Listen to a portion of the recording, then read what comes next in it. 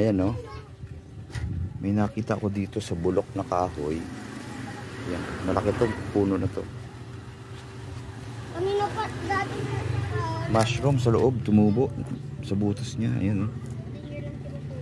tinatapos ko ba yung Kinakain ba to? lahat? Ayan. Tapon natin. May loob niya. May lupa na rin sa loob eh. Tapos inaanay na kasi to, yung puno na to. Ayan.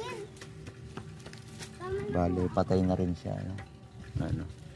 Pwede ng panggatong. Ayan, may mushroom sa loob. Ayan. Kukunin natin yung maliit. Tumubo lang siya. Para makita natin. Ayan. Ayan siya. Ayan, nababalatan. So, ganyan siya.